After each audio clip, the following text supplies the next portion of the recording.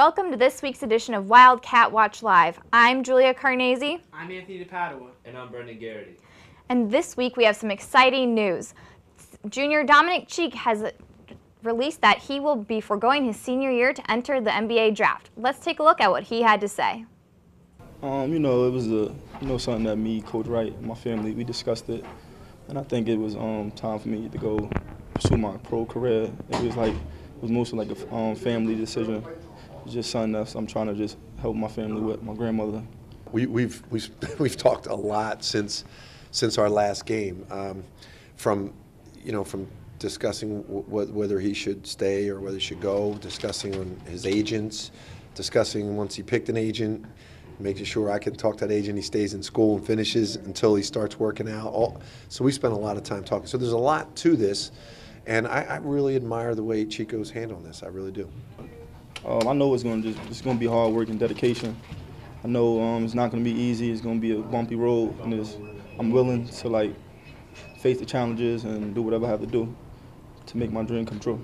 To be honest with you, I love Nova Nation. I'd do anything for this program, and I remember everything. When I first got here, I had my ups and downs, but I got through it, and I think Villanova made me a better person and a better man at the end of the day.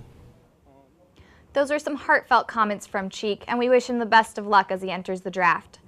The men's lacrosse team has been unstoppable this season. The past few games proved victorious with wins against number 20 Georgetown and Rutgers. This week, Nova sophomore John Locascio was named Big East Defensive Player of the Week. Congrats, John. This past Saturday, the Wildcats were on fire against the Scarlet Knights. The Cats started with an 11-2 lead at the half and kept up to win with a final score of 14-9. Senior Kevin Cunningham had 2 goals and 2 assists. Close behind, freshman Eric Gardner and Mike Frankia scored their first career goal. The team is undefeated in the Big East, and we hope they can keep it up when they host St. John's this Saturday at 4 p.m. The Lady Wildcats lacrosse team had a rough few weeks out on the field. The Cats lost to Cal, Rutgers, and Notre Dame since we were last on the air. The most recent game this past Saturday in South Bend, Indiana. The Fighting Irish indeed fought their best with a heartbreaking final score of 18-5, Notre Dame. The Cats held their only down by 4 at the half and only to be defeated later in the game. Nova's own junior Maria Bowman had 2 goals, 1 assist, and 1 ground ball against Notre Dame. Up next, the women's team will play Cincinnati here at Nova on Friday at 4 p.m. Now to Chris with an interview with one of the lacrosse players.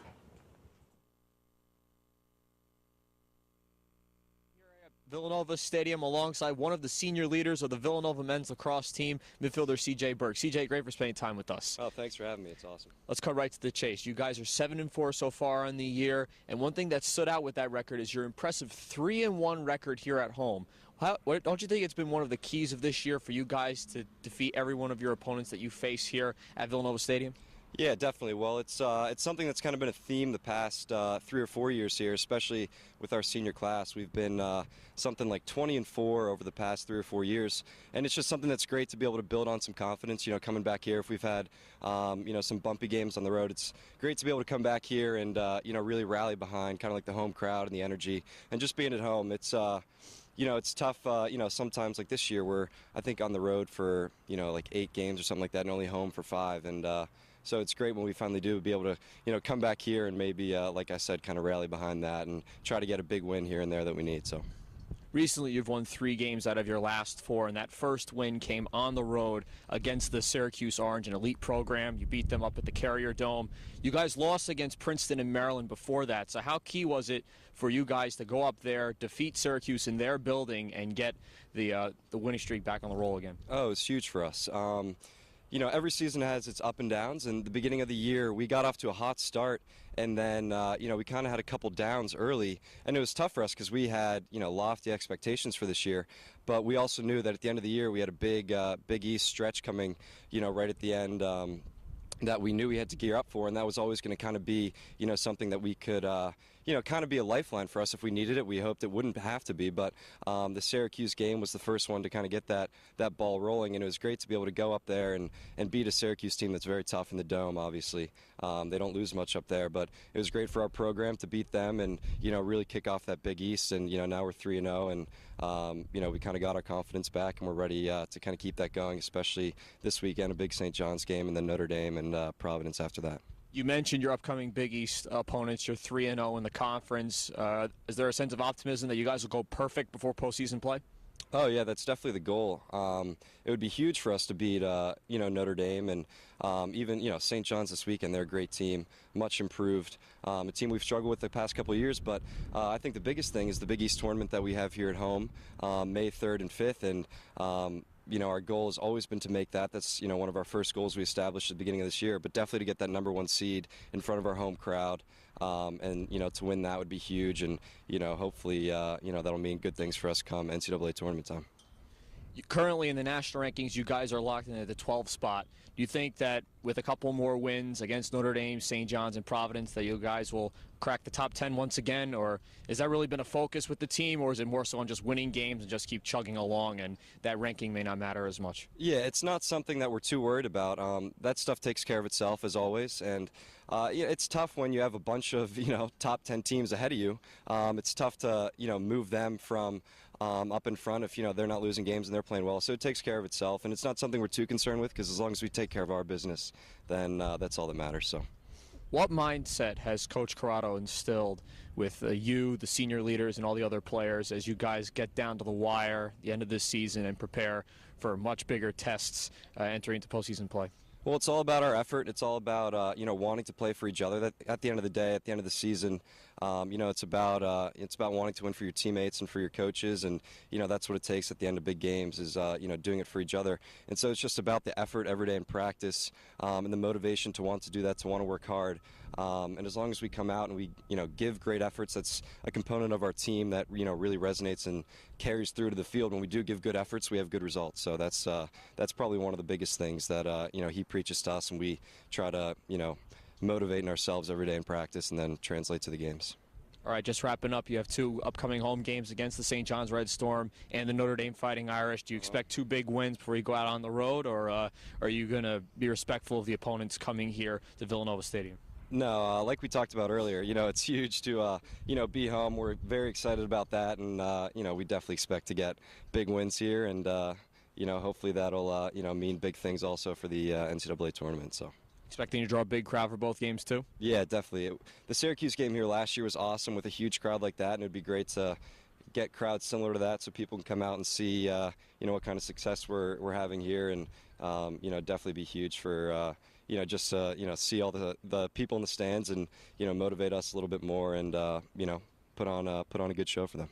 All right, CJ, thank you very much. CJ Burke, member of the Villanova men's lacrosse team. They'll be playing here at Villanova Stadium this weekend as they take on the St. John's Red Storm, and next weekend against the Notre Dame Fighting Irish. Back to you guys at the studio.